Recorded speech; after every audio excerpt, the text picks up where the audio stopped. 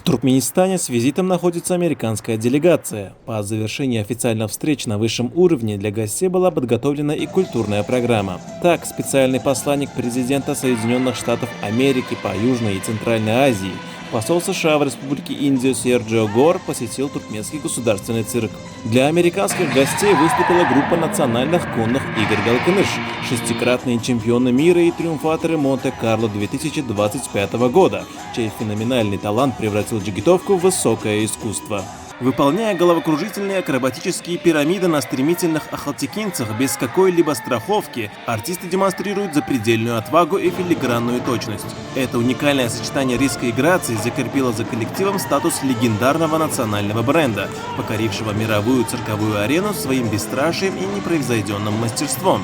Особое внимание делегации привлекли и туркменские алабаи. Гордый и бесстрашный защитник туркменский алабай считается одной из самых древних пород собак, чей возраст насчитывает примерно от 3 до 6 тысяч лет. Уникальность породы обусловлена еще и тем, что до наших дней алабай дошел в первозданном виде, сохранив свой облик таким, каким знали его наши древние предки.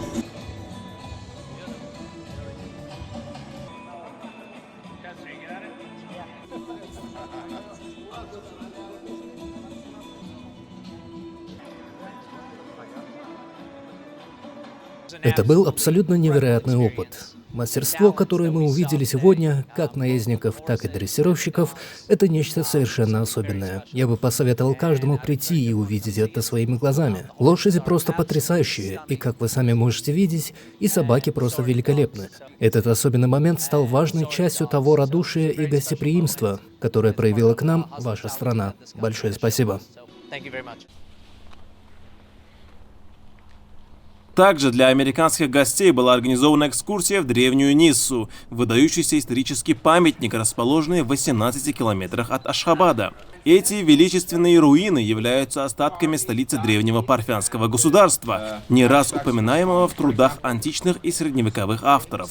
В период своего расцвета Нисса имела обширный пригород, также защищенный мощным крепостным валом. Согласно научным сведениям, город существовал в период с 1-го тысячелетия до нашей эры по 1-е тысячелетие нашей эры.